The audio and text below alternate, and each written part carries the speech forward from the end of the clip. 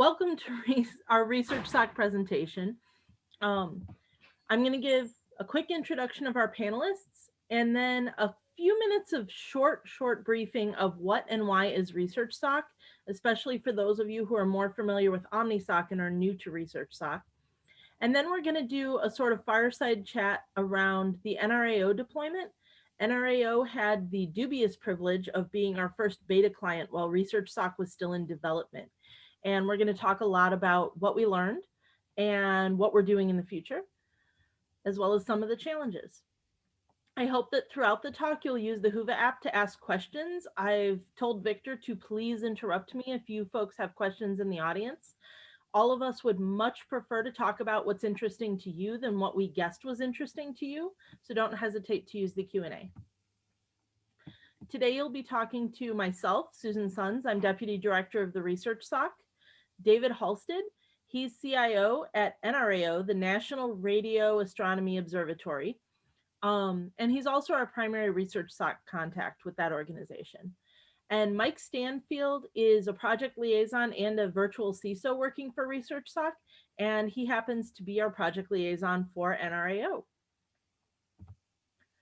So to kick off a description of ResearchSOC, a lot of people have asked me, why do we need another security operations center? We have OmniSOC, we have commercial SOCs out there.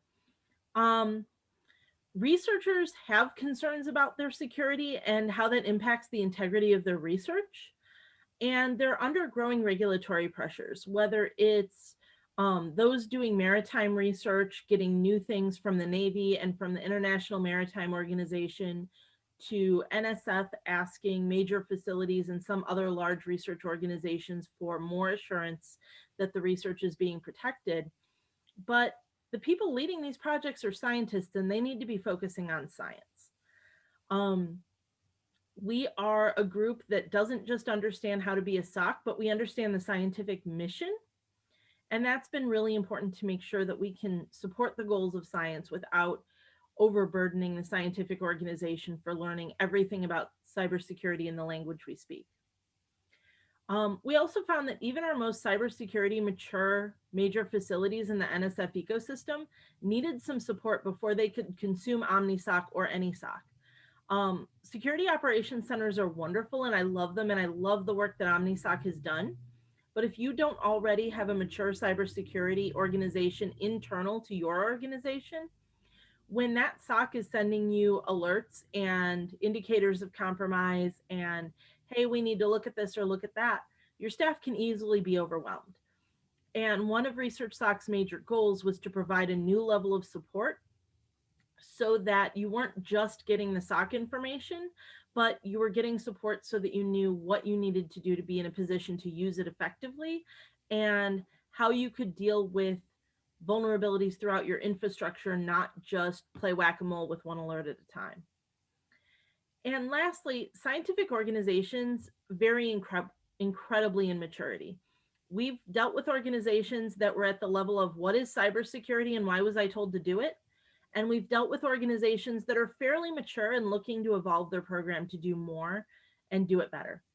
But all of these organizations have a shared set of challenges and risks, which aren't the same challenges and risks I have when I'm running a software as a service company or a factory or a governmental agency. Especially because science doesn't focus on confidentiality first, like so many organizations. Most science organizations are confidentiality third because they're really focused on integrity and availability above all else. So we wanted to offer a service that was really suited to the needs of scientific research. And here's what we put together. OmniSOC is providing 365, 24/7, round the clock, eyes on glass security operations center. They're taking in every feed we can get from your organization, doing correlations via computer, and then putting that in front of a real live expert analyst who can say, hey, we think you have a problem. And most importantly, not inundate you with pointless alerts when you don't have a problem. We're working with Three Rivers Optical Exchange, who are providing a vulnerability identification service. Basically, this is out-of-the-box vulnerability scanning so that you don't need to set up vulnerability scanning infrastructure to find out where you're running out-of-date software or bad configuration that makes your assets easy to compromise. We're also partnering with Stinger for those organizations that would like to integrate and monitor honeypots to get more intelligence about what's hitting their network. And we've recently added virtual security teams and Cso Advisory, which I'll talk about a little more on the next slide. The big deal here is not just that we've put together some technologies and services, though. This is a science-focused operation. We are constantly tuning and tailoring and adding and evolving our training and support options so that we're supporting the needs of science in particular. And that's really important to us because the whole goal here is to make sure science gets done. If I wanted your scientific computer to be perfectly secure, I would smash it into tiny, tiny bits, encase it in cement, and drop it to the bottom of the Marianas Trench. It would be awfully hard for you to do science at that point, though. That's the kind of stuff I'm talking about here, proportionality. We want to make sure that we're making you as secure as possible, but as secure as possible means as able to do science without the risks of cybersecurity disasters. It doesn't mean unable to do science. So I mentioned that our virtual security services are our newest offering. There are really kind of two classes of service depending on what's going on in a scientific organization. For those that are building from scratch or doing a major turnaround, or that need to reclaim resources that they were previously bleeding from their main IT team onto cybersecurity, we offer a drop-in CISO or a security team. This lets you go from not enough to maturing your program quickly. Another thing it does is it gives you the option to hire fractional experts, because on the open market, it's really hard to just get an experienced CISO to come work for you half time or a third of the time, because that person wants a steady job with benefits and everything else. But because we hire our CISOs and our supporting security analysts in-house, we can say, okay, Mike, you're going to go work 20% of your time for NRAO, and you're going to go work 40% of your time for another organization, and then you're going to do this activity with Open Science Grid. We can split people up, which saves our science organizations a lot of money while getting them mature and experienced CISOs and analysts who aren't just experienced in security, but are experienced in security for open science. For those organizations who are building an internal team, we offer Cso Advisory, or what we call our over-the-shoulder engineer, which is someone either at a leadership or a technical level who can coach and advise your staff and your leadership to help bring your security program to a more mature state very quickly. Basically, this is as close as we could get to a matrix style. We're going to download our expertise into your brains. It's having this ride-along model where our CISO or our security engineer becomes part of your team and can coach your team through processes and through adopting new technologies and ways of looking at things, so that soon your team can be far more mature than they would have gotten on their own in the same amount of time. So that was the quick overview. And Victor, do we have any questions yet, or should I jump into my questions for Mike and David? You can jump in, Susan. At this point, there are no questions, but I encourage the audience as we go along, please send those in. Excellent. So I'm going to stop sharing here because I don't think my picture of a fireplace is that interesting. And kick us off. So David, when you first started this journey, what challenges was NRAO trying to address? Yeah, that was a good first question. When did you start? I mean, when did you first start worrying about cybersecurity? I decided to nail the event. It's still your fault. Down to the NSF Cybersecurity Summit. Yeah, in Washington, D.C., 2017. And, you know, it used to bounce back between the coasts, etc. And by the way, if folks haven't been to that Cybersecurity Summit, you should go. I was lucky enough to have the program manager for mathematical and physical sciences astronomy sitting next to me. And during the Trusted CI presentation, where they were asking for volunteers for a cybersecurity engagement, he basically looked over and said, "Oh, that's a good idea." And it's like he's like 7 levels of management above me. And so I was basically voluntold, and the next day working with Pat Murphy, we had our submission in, and yay, we got lucky, we were accepted. But we were very happy to do it because it was a friendly engagement. You know, we've had NSF-sponsored audits that have been less than friendly, that are very pointed, that you will get written up for, and there will be consequences. The other thing was it was free, so we were very happy to do that. It started in a snowstorm. It was just a very dedicated group of folks that were parachuted in to work with us on that. So, you know, how did it go? And what did we try and address? I'll use a Lord of the Rings analogy here. I think where we were when the engagement started was a bit like what Gandalf found when he turned up to Frodo at the beginning of the Fellowship of the Ring.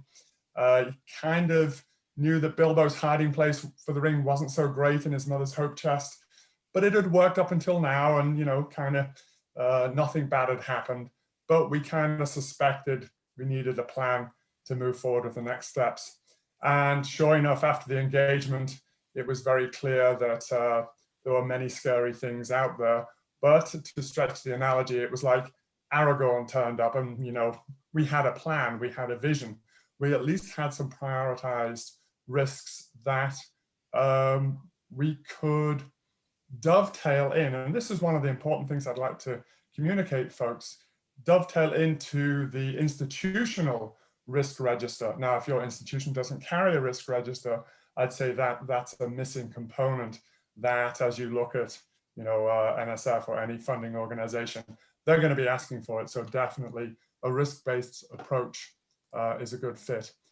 The other thing to really have is a cybersecurity roadmap that could be understood, written, you know, in a way that upper management can wrap their minds around in a human readable form. That's essential. The identified risks that came up with was we didn't have a plan. We were operations focused. You know, we're patching systems like crazy, but that's not a cybersecurity plan. We didn't have visibility into the risk register and access from upper management, which was a gap. They kind of sort of knew we got hacked once in a while, but that's not really a strategy. We were just systemically understaffed. We were lacking cutting edge insight and experience. And as you say, we kind of sort of needed 10% of a CISO. We knew we just didn't have that strategic vision to be able to prioritize and right size for our particular science and business case, the way we work, the open nature of an observatory. We didn't have a coherent cybersecurity framework. We knew about, you know, the NISTs and the FISMAs, and, you know, it was kind of looking for the Goldilocks zone of not too hot, not too cold.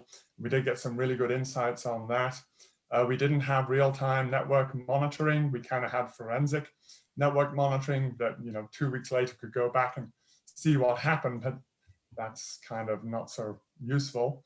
And we didn't have the tools to validate the patching we thought we'd pushed out to our 2,000 endpoints.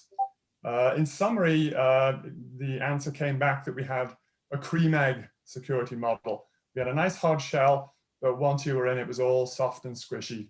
And when you were in, and we were very vulnerable in that regard.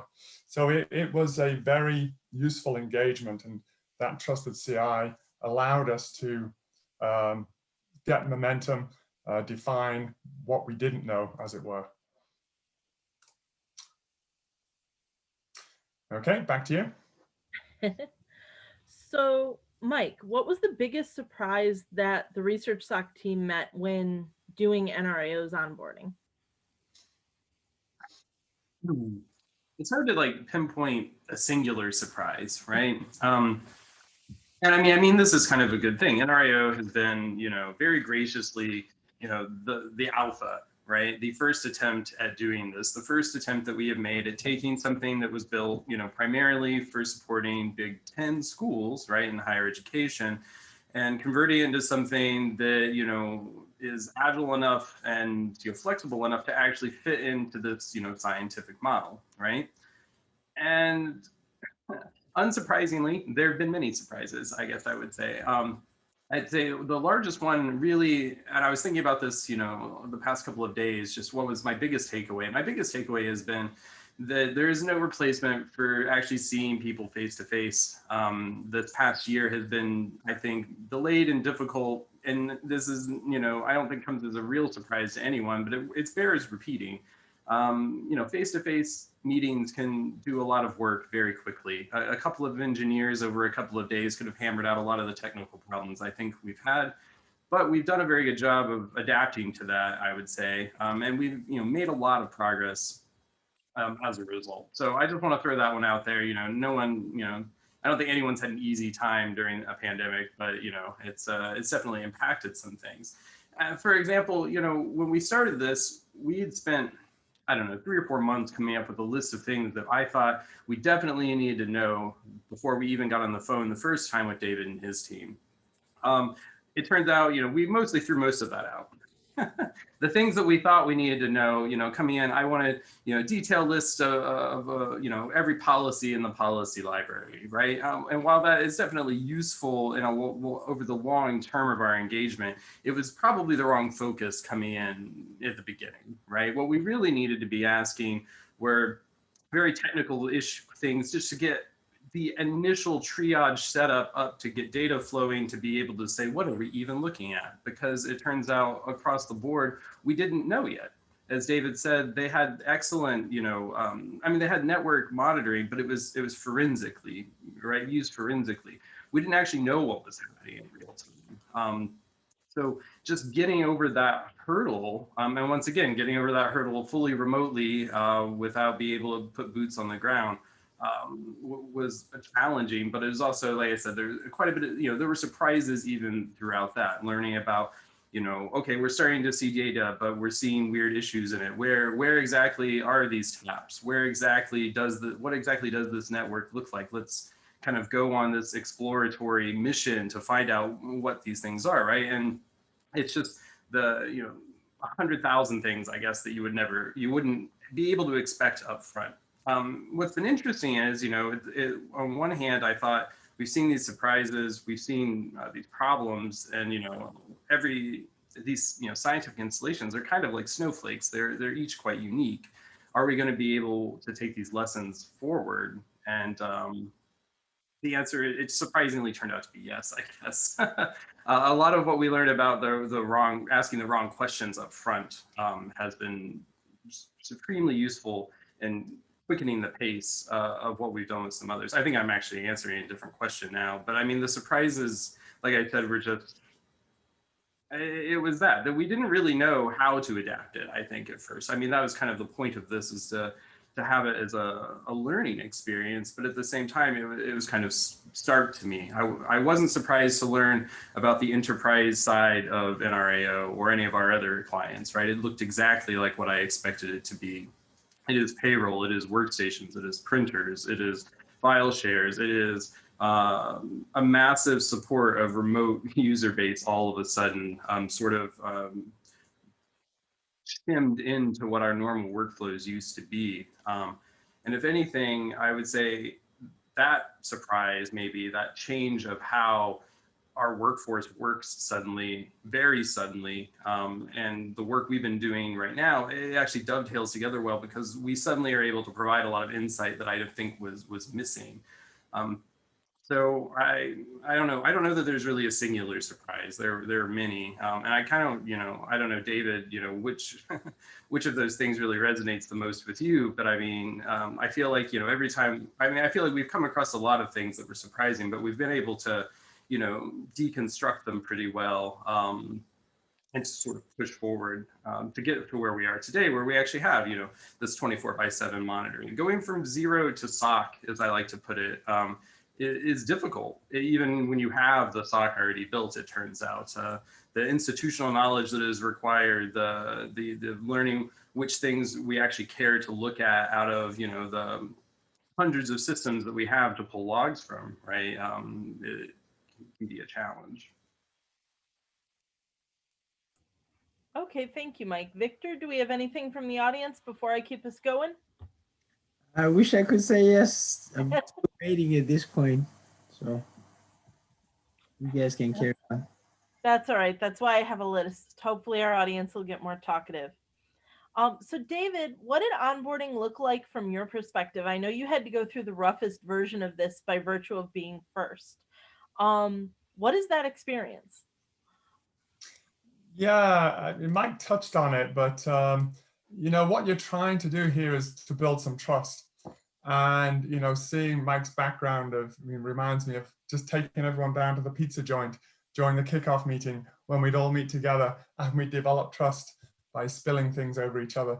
You know, that's an old-fashioned way, but we have managed to gain that trust through interaction. But it's been hard. It's not an excuse, but it just didn't help. It's definitely a journey on both sides. And the good thing is that neither of us have done it before. You know, there's always that, well, we've done it with them. And that's one of my concerns. Oh, we did it with NRAO and they screwed up so badly, we're going to do it this way. Or, you know, they did this and you did that. But, you know, the N+1, when N is small, you're going to be learning. And it's great to learn by doing because you're included, mistakes and all. So I'd say one of the major challenges was getting a relationship formalized that our management would recognize, you know, the memorandum of understanding, the bootstrapping of who are you, who are we, and then the master services agreement. What are you going to do for me? What am I going to do for you? What happens if we lose continuity of funding or have a force majeure? All those wonderful 60-page documents that lawyers are, you know, going to have to read and that we are going to have to understand. So I'd say that that was not unexpected, but it was harder than anyone thought because, again, it's the first time. The other thing was the infrastructure we had. We were kind of attached to it, and you know, the bros Zeke, getting those from forensic into real-time data flows. We probably should have just started from scratch. And you know, one question is, do you grow your own, or does ResearchSOC send you some boxes? What's the cost benefit? What's the trust? What's the access? Is that allowed on your network to have someone else's system that could, you know, have a supply chain issue down the line? So definitely addressing those. We came up with our own solution. Is it the best for everyone?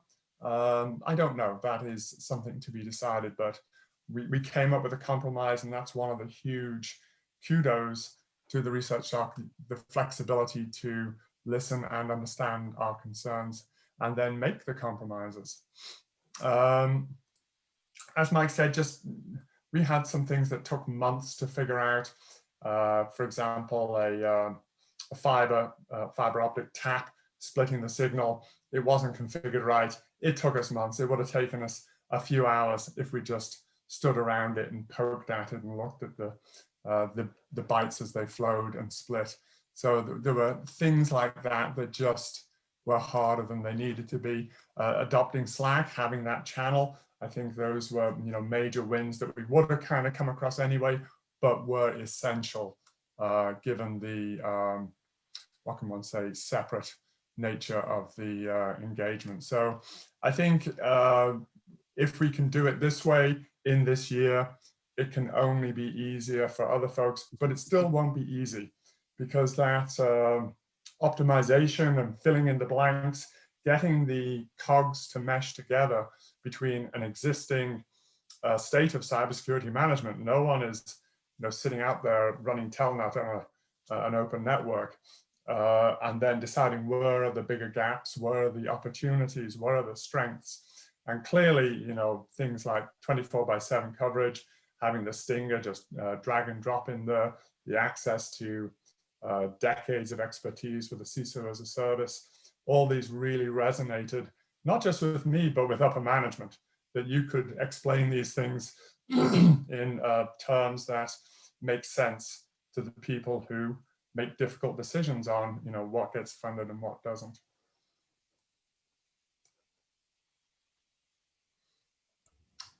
Okay. Thank you so much. So Mike, what was our biggest takeaway from working with NRAO through this process? What did we learn that then we put to use with our other clients and made things easier for Gage and Gemini, and I think they owe David a beer at this point? Oh, for sure. I think the biggest one, and I kind of alluded to it, right, was simply getting to the point where we could actually start to see real data moving, right? Because up until then it was essentially theoretical, right? We knew what this looked like handling data from IU. We knew what this looked like handling data from other large universities. We had, we knew what this looked like in a corporate environment. We knew a lot of what to expect, but getting to that point and how to do it, I think was kind of the most interesting part, right? We started with this plan to ship a large amount of hardware to NRAO to essentially drop in an IU-sized appliance. Once we got to the point where we started looking at data volume, this became, essentially nonsensical, right? In terms of budget, it would have been dramatic overkill. So there was an engineering process to actually, and I'm talking about this like I was, working on that. And great kudos to the engineering team at OmniSoc for actually being able to do this, right? To take that model and shrink it down, to modularize it, to get it to fit inside of NRAO's infrastructure, right? To work with their operations team to provide, dual access, right? David kind of alluded to this with the idea of, are you really comfortable with allowing someone else to be, have remote management access to boxes on your network? Are you allowed, to do that? Not just, do you want it? So that we could kind of right size this into something that was virtualized, something easy to deploy, something easy to manage, that they could point anything at on their network, right? Not just, Zeek Bro logs, but syslog, NetFlow, whatever kinds other data sources that we became interested in. And then it essentially just worked. And, it was this weird moment of, we've been working on this for months when it was finally turned on and it was like, oh, no, it's working, we see data. It was a big moment. And I mean, that's when we uncovered we're seeing the data, but there's something wrong with the Bro configuration, and we started to, we started all of these other kinds of troubleshooting. But I mean, that moment, right, getting to that was what really allowed us to, essentially take a giant step forward in what we were doing, helping troubleshoot, and then start adding other sources of data. And what was great was, having learned all of that, the subsequent conversations with the other clients were very easy. We kind of came in and said, we have these VMs, we need you to deploy them. We need, this kind of firewall access. We can, here's some templated, policy agreements we've come up with for remote access. Here is this, here is that. And we were able to get those things deployed very quickly, get data to start flowing much more quickly, and just leap into that discovery process kind of in tandem while we were doing, other discovery with talking about, policies and network inventories and things like that. So, I mean, really the biggest takeaway from us was, how do we kind of spearhead this point, right? How do we learn how to drop in, deploy and connect something back to the actual SOC in, as fast as possible to push all of those other things through? Because otherwise, without actually being able to see the data, without that kind of insight, especially, doomed to be remote, and not being able to just, fly in, open up your laptop and start looking around, I mean, I think that's really been the thing that has helped us the most with dealing with our other clients. But I mean, that said, really, NRAO has been, I mean, the kind of the proving ground for all of it. And so, as David kind of alluded to, having MOU templates in place, having contracting templates in place, having policy templates in place, having, all of these things that we had figured out, oh, wait, we actually need this to justify these things to your management, to be able to get the approvals to actually, and like I said, to get just data flowing. It was fantastic. Like I said, we went from 0 to like actual data within like a month with one of the follow-up clients, which was just truly impressive, given how long the initial one took. And I mean, all of that is just due to the work done on both sides, with coming up with all of those solutions. So before we move on, Victor, it looks like we got our first question via Huva. Can you read that off for us?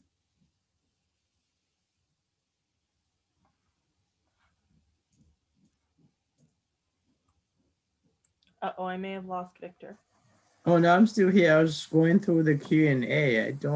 Let's see. Okay, let's see. I see it now. So it says here, one of the benefits of the shared service is analyzing threats and reducing those that you need to react to. Can you describe how you ensure the important things are not missed? In other words, how do you validate accuracy? That's a good question. That's this is where I wish I had Scott here to talk about all the work that OmniSOC, threat hunting and analysis team, what his, engineering team actually does. But I'll say that a big portion of that is simply learning what even normal means, right? And that's kind of I will say that we're not through that, I would argue, even to this moment on any of our clients, because learning what normal looks like takes a long time when no one really has an idea. We should have got Scott. I will attempt to speak for Scott a little bit. One of the things that we've really learned as we've gone through this process is that we're actually better at avoiding false negatives than we are at avoiding false positives, because we don't want to miss something. So it's very easy to match on anything that might be an indicator of compromise or anything that looks a little different than it did last week. And one of the reasons that SOC data is usually so overwhelming for a science project is having the staff to go through literally hundreds of alerts per day just doesn't happen. I'm pretty sure that David could use up 1 or 2 staff members for all of their time allotted to cybersecurity just on that task if he didn't have OmniSOC doing the filtering. And so a lot of that is actually getting rid of the false negatives, because we have a wonderful threat intelligence network. Not only are we working with what OmniSOC learns from the Big 10 schools and other NSF projects, we're learning from everyone who's deployed a Stinger honeypot. We're learning from REN-ISAC. We're learning from US CERT and ICS CERT, so that we're getting the specific ICS and SCADA stuff in there too. We've got more and more sources of threat intelligence coming in, which is wonderful. But we also need to make sure that everyday traffic doesn't look like a threat and doesn't disturb the people who are trying to operate these facilities and support science. It's great to have all this information and to be able to sort of validate based on what did we see in one institution and is that normal or is that a threat in another institution.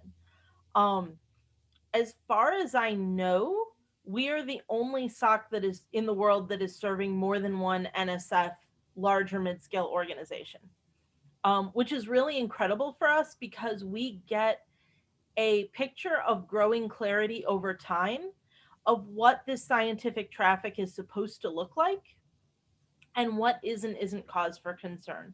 We started off with what we could get from our threat sources, and then every day we gather data from these facilities, we're correlating it and we're improving our own ability to filter it intelligently and only tell people the things that they care to know about. So I hope that helps. Yeah, and I just add to that, as the observatory, we want to be known for being exceptional at providing trusted radio astronomy data that's validated and top quality to the community. That's our reputation. The rest, we want to be really boring. We want to be in the middle of the pack when it comes to everything else, especially cybersecurity. So the idea of just lining up and doing the appropriate level of effort, not too much, not too small, just the appropriate level, and having that baseline of sufficiency has huge value.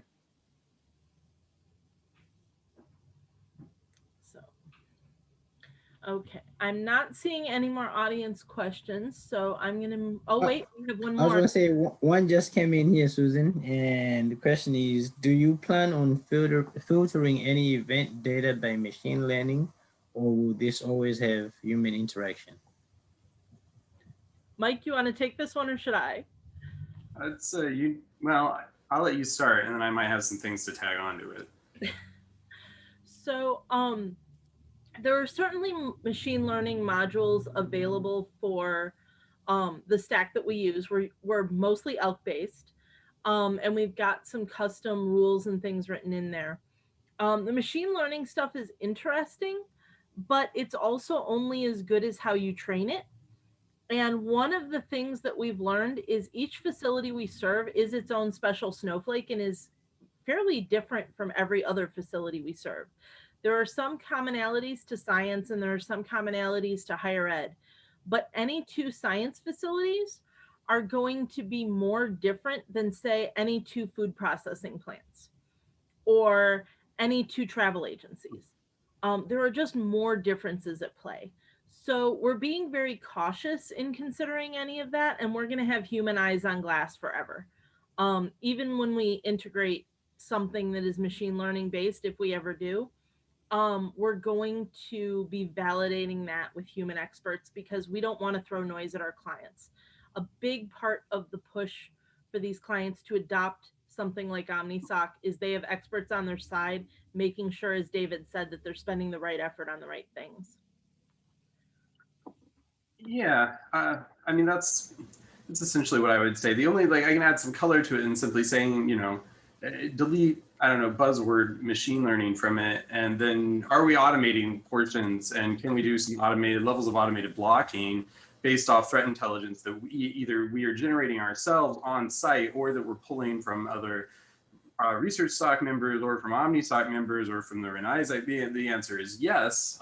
We've done some work, especially more recently, at one of the other clients. So I don't have all the details, but I know quite a bit about it, you know, using Stinger data, right? So Stinger is the network of honeypots.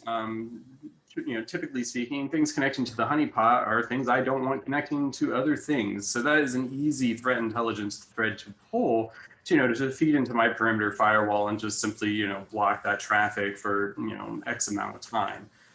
We've seen, you know, quite a bit of success in higher ed with things like that. We've seen some success with this at one of our other ResearchSOC partners. So when we talk about, you know, just this kind of, you know, automation, you know, we can do that sort of thing with stuff coming out of SES, coming out of ResearchSOC. You know, we can provide those feeds and provide some of that automation just to, but I mean, it's important to say that this is really just reducing noise, right? This is, you know, essentially applying a filter against the background, you know, cosmic background noise that is the internet constantly scanning everything. Now, some of those threat intelligence feeds, you know, are going to include stuff that is actual active threats that are relative or, you know, relevant to science and higher ed, right? And that's the sort of thing, you know, we're getting by talking, you know, to our peers in other places. So yeah, I mean, like I said, there is some amount of automation that we can apply just to simply, you know, filter out some of the bad actors and some of the noise. It doesn't kind of rise to the level of what we can imagine, you know, machine learning being able to do, but at the same time, you know, it's simpler. It's something that's well understood, right? And it does get us, you know, quite a ways, you know, toward that goal, I would say. And I think, as Mike talks about types of what are we counting as machine learning and what are we counting as automation, the first thing that approached machine learning in the computing world was what we called expert systems, which is whenever an expert's process becomes fairly rote, they know what the decision-making process is so well they can teach it to an unskilled junior. We teach it to a computer because the computer can do it a lot more broadly and a lot more data, a lot more quickly. And then we release that expert's time to do more complex threat hunting tasks that take more human judgment. And that's just a continuous cycle at OmniSOC and throughout ResearchSOC.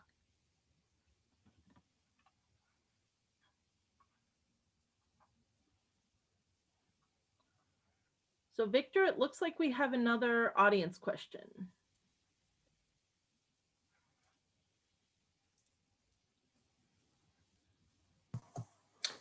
So it says here, we'll discuss elastic ML and elastic detection rules a bit.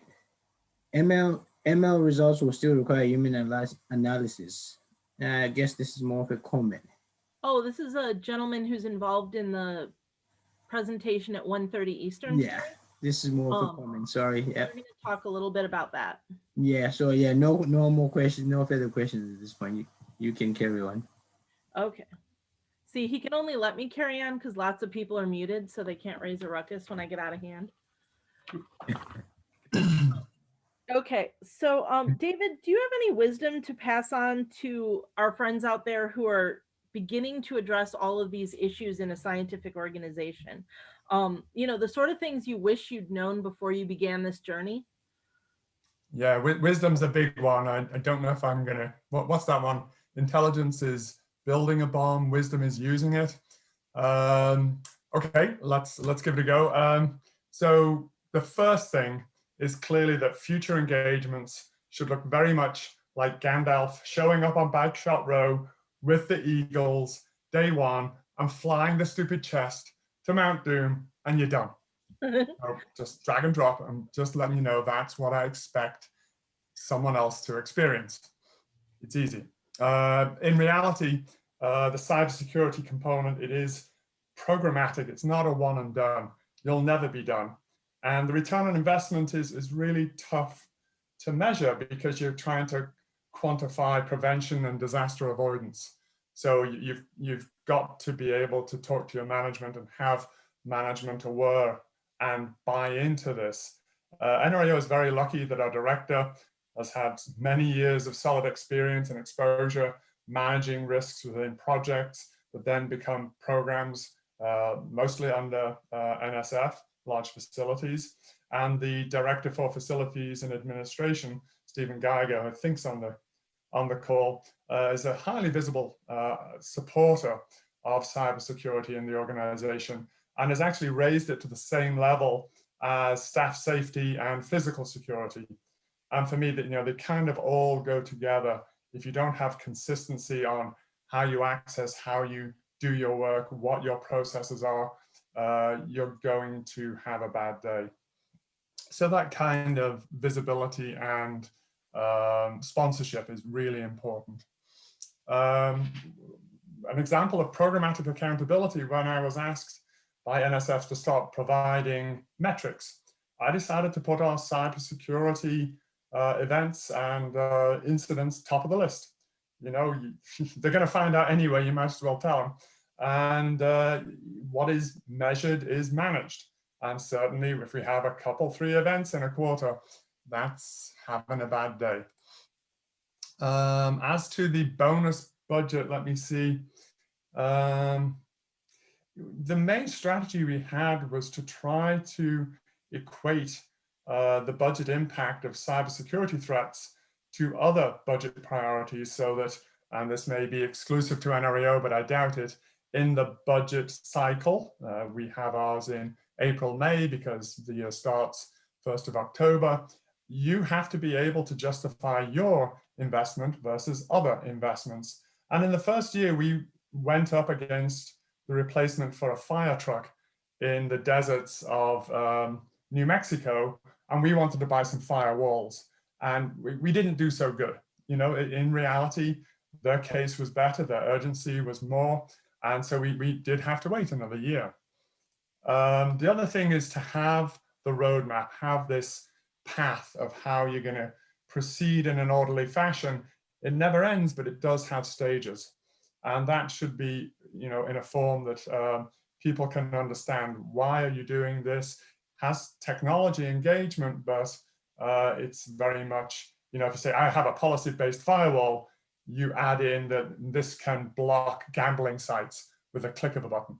You have that, motivation of, well, what's a policy-based?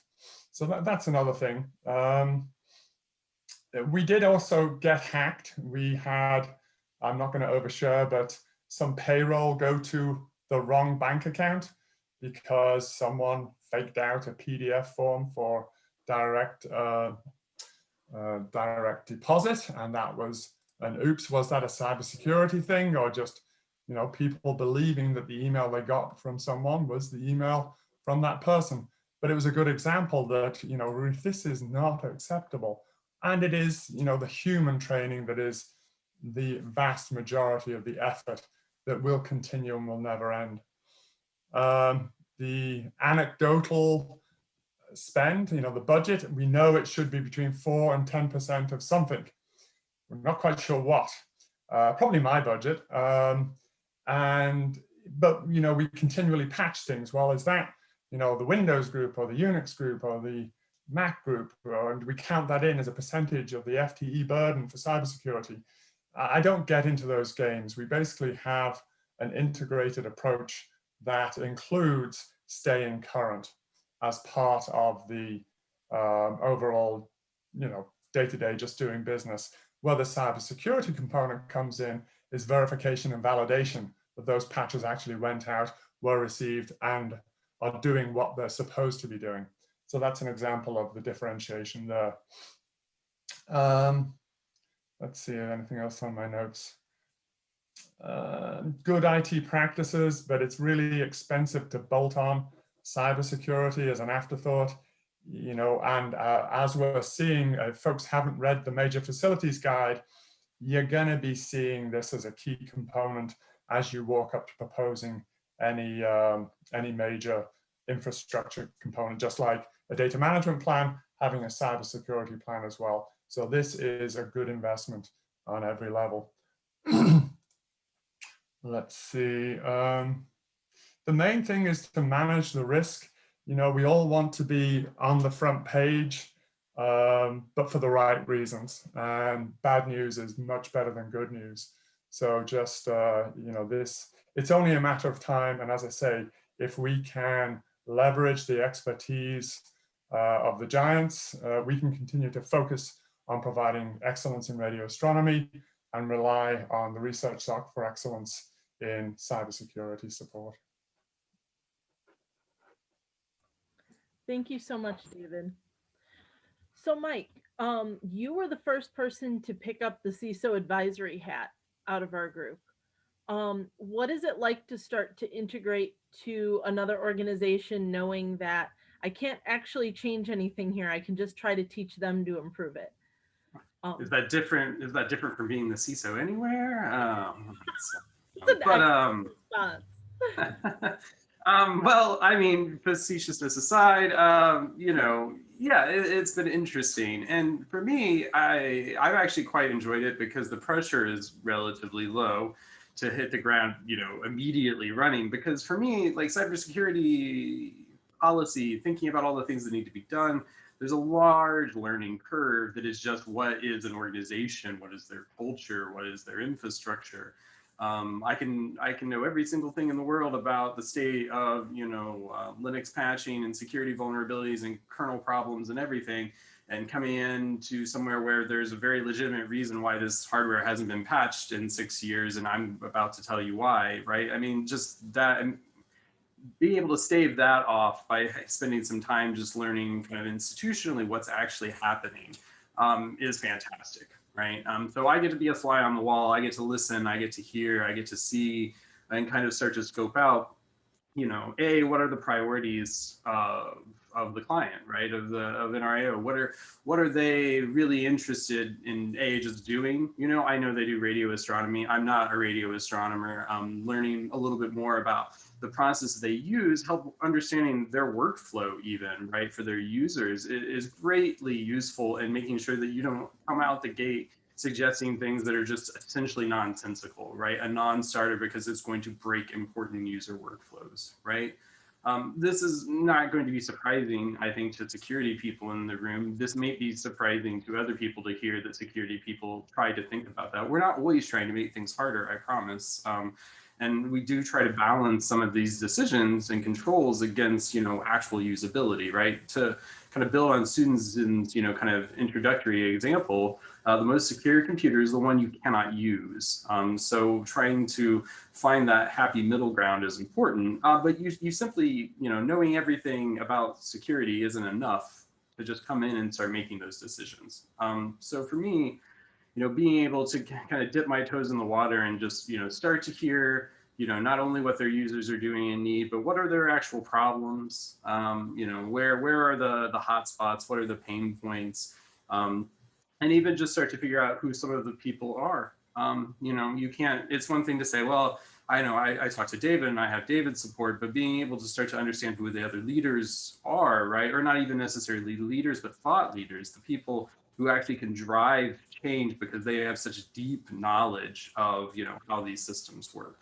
These things weren't built overnight, you know, they're not immediately understandable in that regard. So yeah, I think the approach we've been taking to sort of, and I guess I didn't really talk much about what the approach is, but I, simply just attending, a series of meetings with, the IT folks, like I said, just getting pick their brains a little bit about, what their problems are. It has just been immensely helpful, as opposed to, just coming in day one being like, give me all of your policy, please. And, where's the network, map? Where's the asset inventory? Where's the, these sort of things. Don't get me wrong, those are useful and good, but that's a very IT-centric picture of a problem that cuts, I think across a wider swath of an organization. Thank you so much. So we're getting to the end of near the end of our time block here. So I'm going to share one slide.